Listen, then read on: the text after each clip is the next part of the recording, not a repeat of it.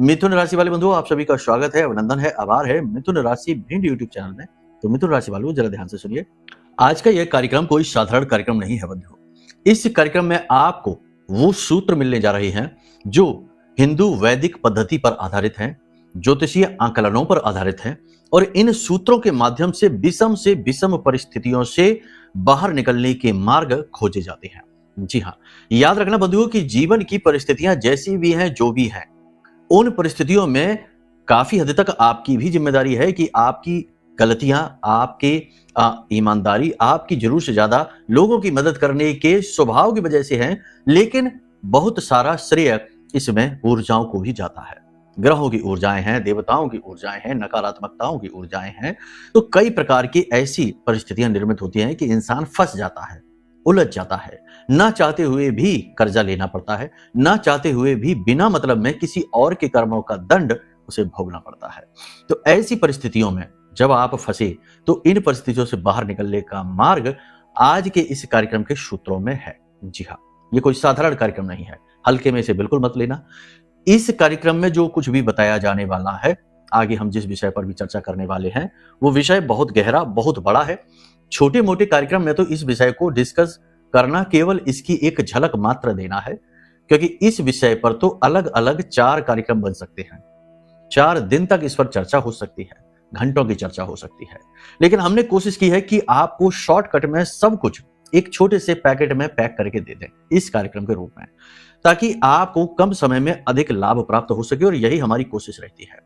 बहुत सारे लोग हमसे ऐसे जुड़े हुए हैं या जुड़ते जा रहे हैं जो महीने भर पहले, 15 दिन पहले, 6 महीने पहले, 2 महीने पहले अपनी कुंडलियां कराकर हमसे गए और आज बड़े सुखी हैं। किसी का बिजनेस नहीं चल रहा था तो आज उनकी फैक्ट्रियां खुल रही हैं, विवाह नहीं हो रहा था तो विवाह हो रहे हैं, विवाह हो चुका था तो झगड़े हो रहे थे, क्लेश रह रहा था, 6 महीने शादी के नहीं हुए और अलग अलग रहना शुरू कर दिया था तो वो आपस में साथ में रहने लगे। ये सब कुछ होता है महामाई की कृपा से, क्योंकि हम तो उन्हीं को आधार बनाकर चलते हैं। बाकी उपाय, क्रियाएं, ज्योतिषीय आकलन तो है ही। तो कहने का मतलब यह है बंधुओं कि आज का यह कार्यक्रम आपके जीवन के लिए एक महत्वपूर्ण मील का पत्थर साबित होने जा रहा है। अब बस करना आपको यह है कि इस कार्यक्रम को पूरे धैर्य के साथ, गंभीरता के साथ अंत तक देखना है, बताई गई बातों को समझना है, समझने के बाद उन्हें जीवन में, आचरण में अवश्य लेकर आना है। क्योंकि अगर सुन लिया, आचरण में नहीं लाए तो कोई बात ही नहीं। पुस्तकस्थात्वया विद्या पर हस्तगतम धनम कार्यकाले समुत्पन्ने नशा विद्या न तद्धनम। ये बात आपके ऊपर चरितार्थ हो जाएगी।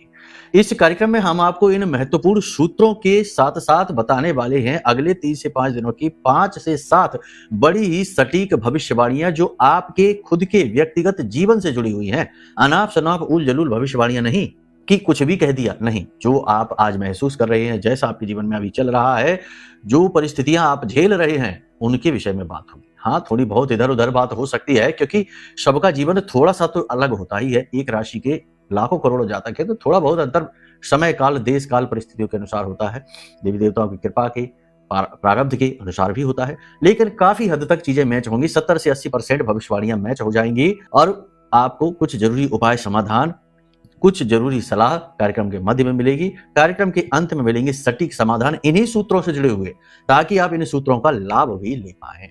जी हाँ, इंसान हमेशा 4 प्रकार की ऊर्जाओं से घिरा रहता है। आपको इसी विषय पर आज हम बताएंगे। बेहद महत्वपूर्ण कार्यक्रम है, चर्चा का गहरा विषय है, गूढ़ विषय है और चीजें बहुत डीप में जाएंगी, तो आपको समझना बहुत आवश्यक रहेगा। पूरा ध्यान, पूरा चित्त लगाकर कार्यक्रम को देखना। इस कार्यक्रम को बनाने में बहुत मेहनत की है हमने, बहुत विचार किया है, महामाई से अनुमति लेकर इस कार्यक्रम को आपके लिए निर्मित किया है और महामाई की पूर्ण कृपा इस कार्यक्रम के माध्यम से आप तक पहुंचेगी। बस आपको छोटा सा काम करना है कि महामाई के दर्शन करिए जो आपको दिख रहे हैं, और कमेंट बॉक्स में पूरे भाव के साथ लिखिए, क्योंकि भाव ही महत्वपूर्ण है।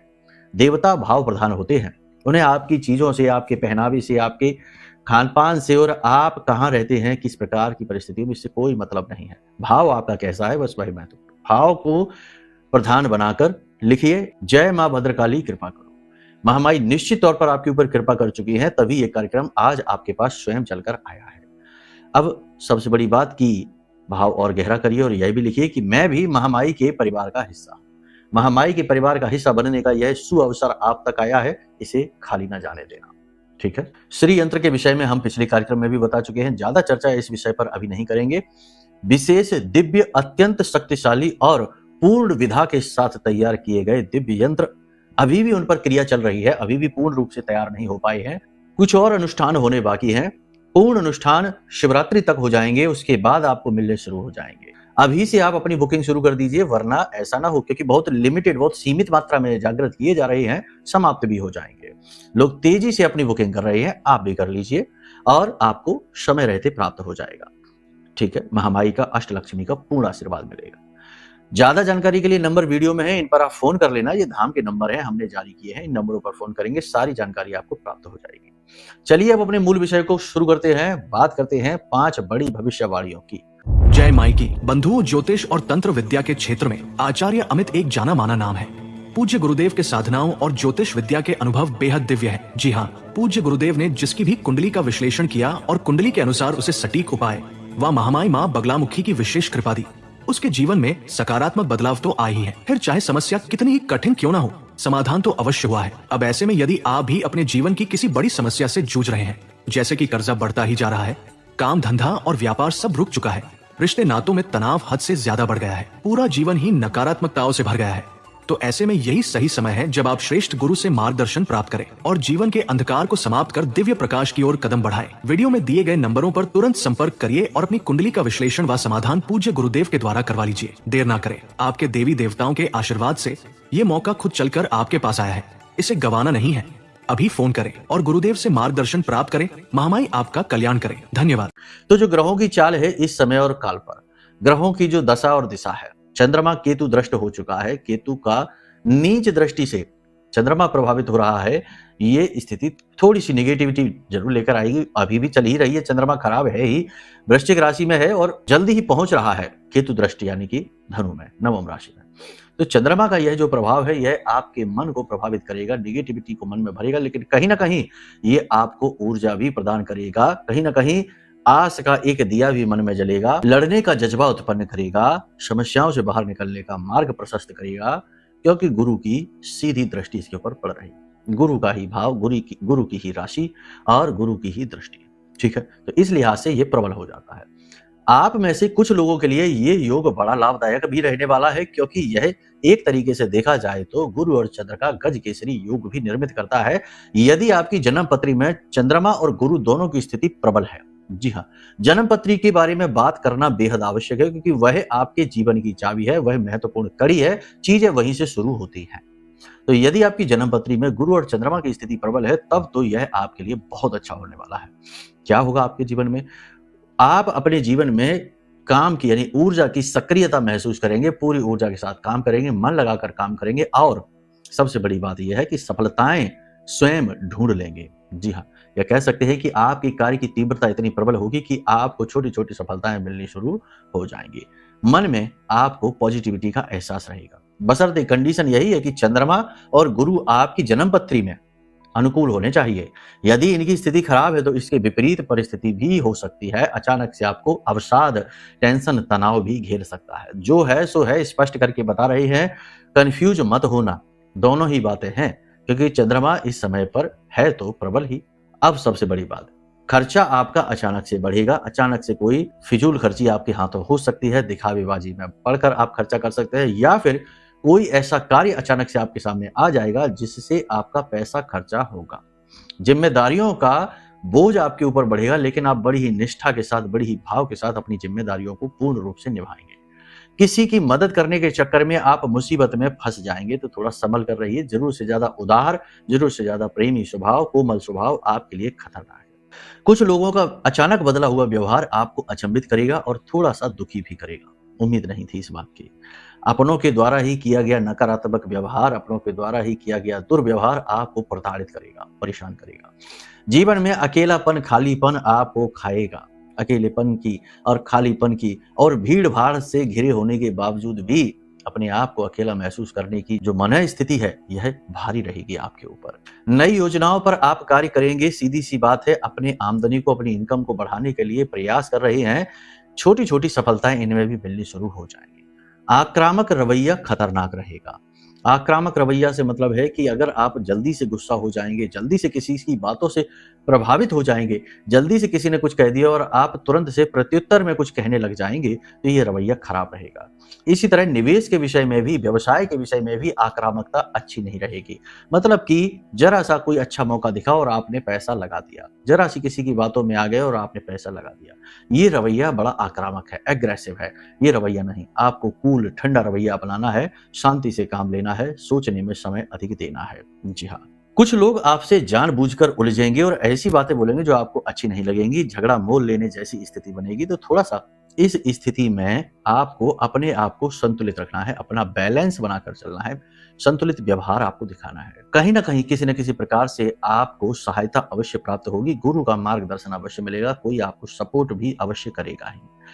हमेशा याद रखना, जीवन द्विभाव में चलता है, अकेली एक ही परिस्थिति नहीं होती। हाँ, ये बात अलग है कि हमारी दृष्टि जरूर एकात्म में केंद्रित होती है, हम एक ही चीज को देख पाते हैं। अब हमने करना यह है कि हमें अच्छी और बुरी दोनों ही प्रकार की परिस्थितियों का आकलन करना है। बुरे लोग अगर परेशान करते हैं तो कुछ अच्छे लोग भी हैं जो आपको बचाना चाहते हैं, आपके बारे में अच्छा सोचते हैं।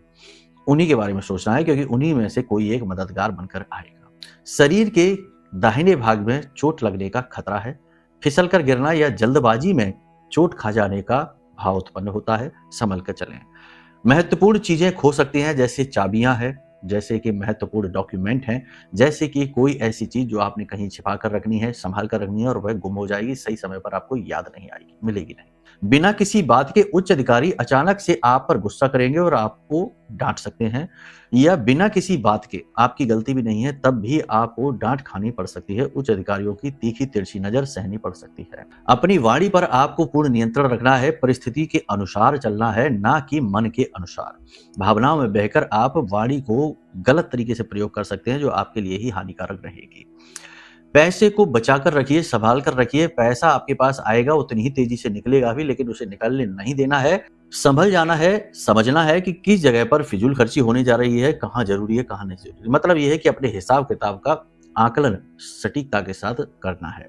इस समय और काल पर आप अपनी इंद्रियों और अपने मन पर नियंत्रण पाने की पूरी कोशिश करेंगे।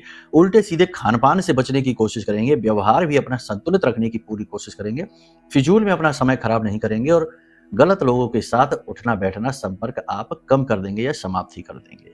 फिर भी कहीं ना कहीं नियंत्रण आपका खोएगा और आप अनाप शनाप बात किसी के विषय में कह सकते हैं, क्रोध में या भावनाओं में बहकर। आपके द्वारा कही गई बातों का मतलब कुछ और निकाला जाएगा और लोग आपकी बातों को उपयोग करेंगे आपके ही खिलाफ। इसलिए पीठ के पीछे किसी के बारे में ज्यादा बोलने से बचें और किसी भी व्यक्ति की सीधी आलोचना करने से भी आप बचें। किसी भी व्यक्ति की जमानत ना लें और डॉक्यूमेंट वगैरह सोच समझकर साइन करें। घूम फिरकर स्थिति यहाँ पर यही आ जाती है कि आपको जितना हो सके उतना अलर्ट रहना है, जल्दबाजी में कार्य नहीं करना, भाग्य की किस्मत के भरोसे नहीं बैठना है। कदम तो उठाना ही है, लेकिन अलर्ट रहते हुए उठाना है। जमीन की प्रॉपर्टी के खरीद के लिए या फिर प्रॉपर्टी की डील करने के लिए जा रहे हैं, नया वाहन आदि खरीदने जा रहे हैं, क्योंकि इसकी भी संभावना बन रही है, तो जिस रकम का आप प्रयोग करेंगे इस कार्य के लिए, उस रकम में से एक छोटा सा हिस्सा, जैसे कि 151 रुपए, 111 रुपए, या जितना आपका भाव है, जितनी आपकी श्रद्धा है, इतने रुपए मंदिर में जाकर दान पात्र में डालिए और भगवान से अनुमति लेने के बाद आप इन कार्यों को करिए। कौन से कार्य, फिर से ध्यान से सुनिए, भूमि, वाहन और भवन से जुड़े हुए कार्य आपको इसी प्रकार करने हैं, अनुमति लेकर करने हैं। एग्रीमेंट वगैरह भी जब आप करें तो उससे पहले भी भगवान के मंदिर आप जरूर जाएं, खास तौर से हनुमान जी के मंदिर। आपका काम अवश्य बनेगा। काले पेन से लिखने से बचें और साइन करने से भी बचें। इस समय और काल पर यदि आप वाहन लेने के बारे में सोच रहे हैं और सेकंड हैंड गाड़ी खरीदना चाहते हैं तो इस चीज से बचें। यानी कि सेकंड हैंड वाहन खरीदना आपके लिए बड़ा भारी मुसीबत का कारक बनेगा, बहुत रुलाएगा आपको। इस समय और काल पर कम से कम 15 तारीख तक आप बचिए, उसके बाद फिर आगे आपको बताते हैं। कोई भी कार्य आप करिए इस समय और काल पर, तो आप इस बात का जरूर ख्याल रखिए कि राहु काल में आप कोई भी गलत कार्य ना कर ले, कोई भी कार्य ना करें। मैं गलत कार्य से मतलब ये नहीं है कि आप गलत काम करें, कोई भी काम आप करेंगे वो गलत ही हो जाएगा। राहु काल क्या है इसे जानने के लिए वीडियो में देखिए, आपको हमने एक लिस्ट लगा रखी है। इस लिस्ट में राहु काल के विषय में सब कुछ बताया गया है। कहने का मतलब यह है कि यहाँ पर आपको 3 चीजों पर विशेष ध्यान देना है। पहली चीज ये कि अलर्ट बहुत रहना है, हर चीज में सतर्क रहिए, खास तौर से अपने पैसे और अपने नीचे काम करने वाले लोगों के, अपने वर्कर, लेबर, इनके विषय में अलर्ट रहिए, यहाँ से फ्रॉड होगा आपके साथ, ठीक है। दूसरी चीज यहाँ पर यह है कि अपने स्वास्थ्य और सेहत के बारे में बहुत जागरूक रहिए। तीसरी चीज ये है कि अपनी ऊर्जा को बढ़ाने वाले कार्य अवश्य करिए, जैसे अच्छा भोजन खाइए, गलत संगत से दूर रहिए, नकारात्मक लोगों से दूर रहिए, ना केवल शारीरिक बल्कि मानसिक बल भी बढ़ाने वाले कार्य करिए। पूजा पाठ अनुष्ठान करिए, भजन करिए, भगवान के नाम स्मरण करिए। इससे आपका आत्मिक, मानसिक और शारीरिक तीनों प्रकार का बल बढ़ता है। अच्छा भोजन खाइए, स्वस्थ खाइए, हेल्दी फूड खाइए, अनहेल्दी फूड ना खाइए, दूषित भोजन ना करें। ठीक है, इन सब चीजों का यदि आप ध्यान रखते हैं तो ये समय आपका अच्छा समय में परिवर्तित हो जाएगा। लेकिन इन सबसे ज्यादा महत्वपूर्ण बात यह है कि समय परिवर्तित करने के लिए आपको ये पता होना चाहिए कि आपका समय किस प्रकार का चल रहा है, यानी किस ग्रह की महादशा, किस ग्रह की अंतर्दशा आपके ऊपर चल रही है। तो आप अपने समय को बदल भी पाएंगे। जब पता हो कि शत्रु कौन है, तब तो पता लगे कि हम उससे कैसे जीतेंगे। अगर पता ही नहीं है तो अंधेरे में तीर चलाते रहने से कुछ नहीं हो जाएगा। थोड़ा बहुत लाभ मिलेगा, बाद में सब ज्यों का त्यों। सैकड़ों लोग हैं जो हमसे ये कहते हैं कि गुरुजी आपके बताए उपाय काम तो करते हैं, लेकिन कुछ समय के बाद फिर वैसी की वैसी स्थिति हो जाती है। तो हम उनसे कहते हैं कि कुंडली दिखवा लो। जब वो कुंडली दिखवाते हैं तो उसके बाद जो कुंडली के अनुसार उपाय दिए जाते हैं वो बड़े ही सटीक होते हैं और बड़ी तेजी से काम करते हैं और सचमुच में टिकाऊ रिजल्ट देते हैं।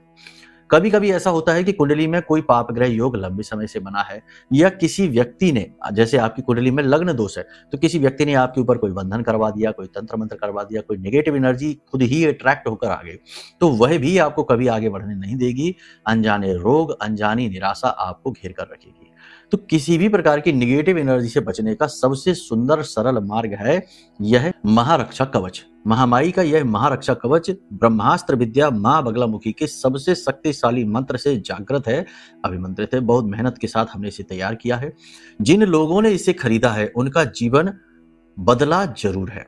करोड़पति अरबपति नहीं बने हैं, ये बात जरूर है कि भैया इतनी जल्दी कोई करोड़पति अरबपति नहीं बन जाएगा, लेकिन जीवन में शांति सुकून आ गया है, दुखों से बाहर निकलने के मार्ग दिखने लगे हैं, सफलता के रास्ते खुलने लगे हैं। ये भी क्या कम है, क्योंकि इतना भी नहीं मिल रहा। लोग मेहनत करते हैं 100 रुपए की और मिलते हैं 10 रुपए, कभी कभी जेब का और चला जाता है। समय तो इतना खराब है कि जो साथ घूम रहा है वही जेब काटने को तैयार बैठा है, वही बर्बाद करने को तैयार बैठा है, एक सिंगल मौका नहीं छोड़ता।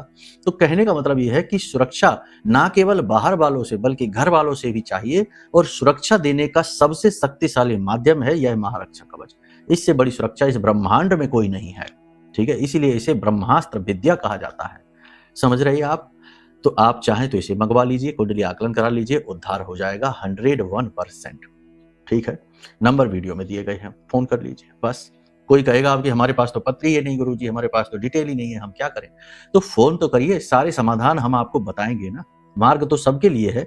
ऐसा तो है नहीं कि आपकी कुंडली नहीं है तो अब आप अभागे हो गए, अब आप दुखी दुख भोगेंगे। नहीं, आपके लिए भी रास्ते हैं, लेकिन जुड़िए तो सही पहले। सारी बातें समझ में आपको आ गई होंगी यहाँ तक। अब आगे बात करते हैं 4 शक्तियों के विषय में, सूत्रों के विषय में। इस दुनिया में जितने भी लोग हैं, याद रखना, अब कुतर्क ना करना, अमेरिका में कौन है, ईसाई में कौन है, इस धर्म उस धर्म, ये नहीं करना। कुतर्क की बात नहीं है, सिर्फ यहाँ पर सुनिए ध्यान से।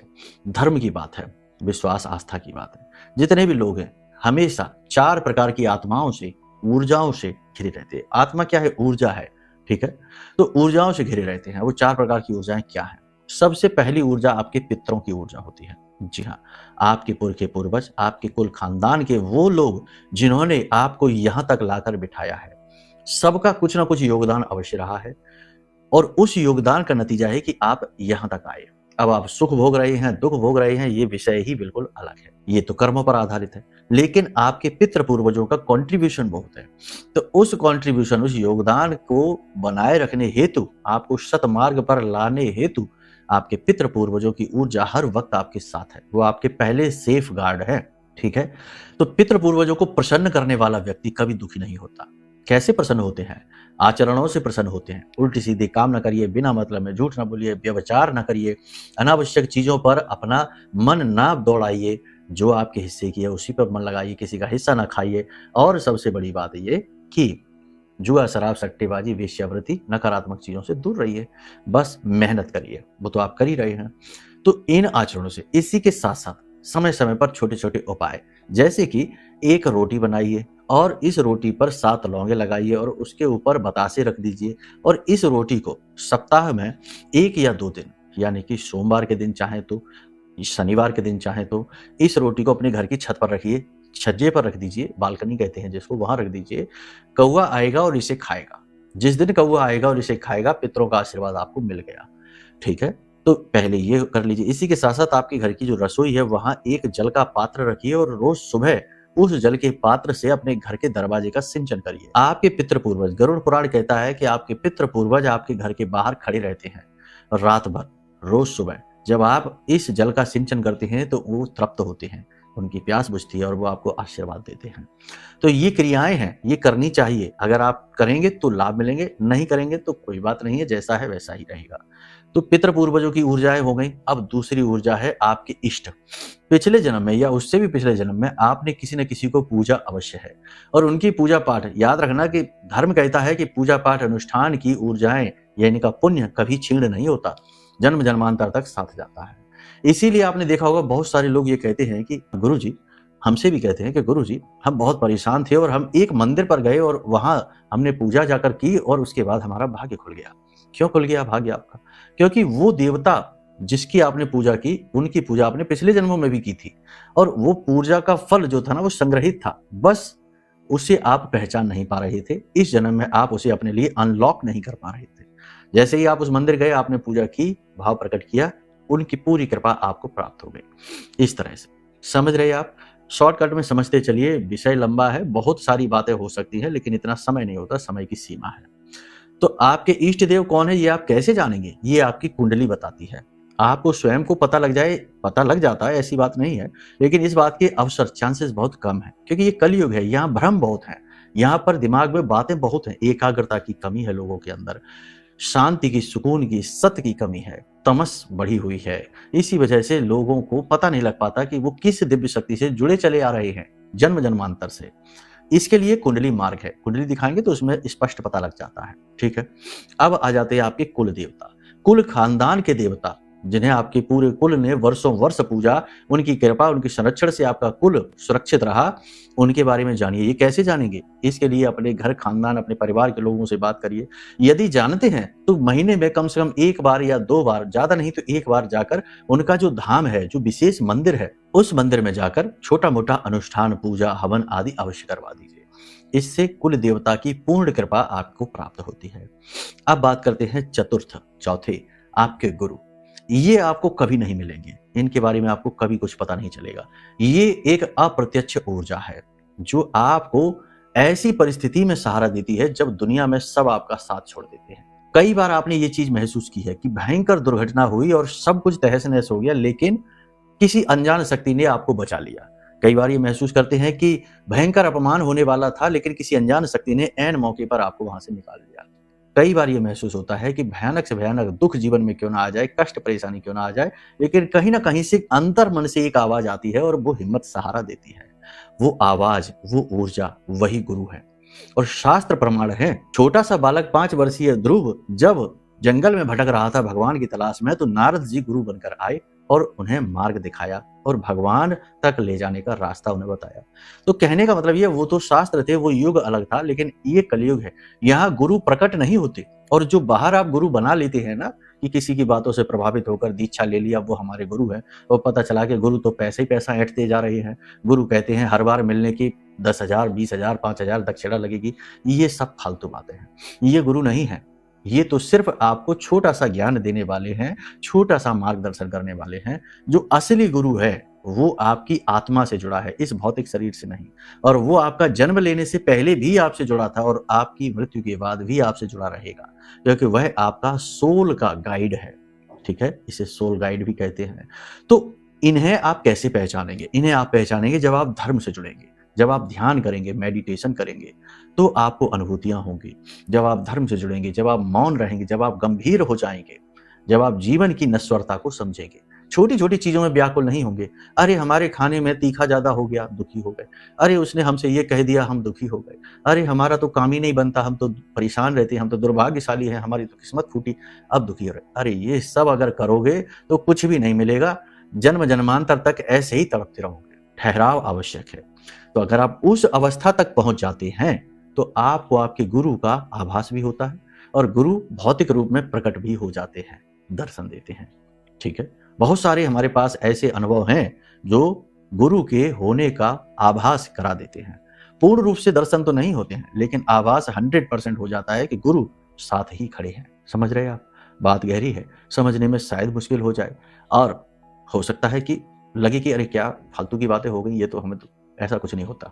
ये भी हो सकता है क्योंकि ये कलयुग है। यहाँ जो सही बात बताएगा वही शत्रु बन जाएगा, जो सत्य कहेगा उसी को मारा जाएगा। समझ रहे हैं आप? भगवान श्री कृष्ण ने सबका सुख चाहा, सबको साथ दिया, सबका अच्छा किया, अंत में उन्हीं को श्राप लग गया, उन्हीं की एकांत में और कष्टदायक मृत्यु हुई।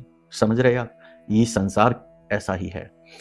कहने का मतलब यह है कि आप अपने आप को समझो, अपने आप को जानो, व्याकुलताओं से ऊपर उठो। जीवन छोटे छोटे कष्ट, दुख, तकलीफों में उलझ कर रह जाना नहीं है। स्वयं का बोध करिए, आत्मिक चिंतन करिए, एकांत में बैठिए, मौन होइए, कुछ ना गाइए, कुछ ना गुनगुनाइए, चिल्लाइए नहीं, शोर ना मचाइए, मौन हो जाइए। वही है शांति का मार्ग, वही है सफलता का मार्ग, और वही है दिव्य शक्तियों से संपर्क का मार्ग, और फिर वहां से एक नया जीवन, नई यात्रा और नए भाग्य का उदय। समझ गए आप सारी बात? यहां तक सारी बातें आपने गंभीरता के साथ यदि सुन ली हैं तो इसका मतलब यह है कि आप तैयार हैं अपने जीवन की नेक्स्ट लेवल पर जाने के लिए, यानी अपने आत्मिक उत्थान के लिए।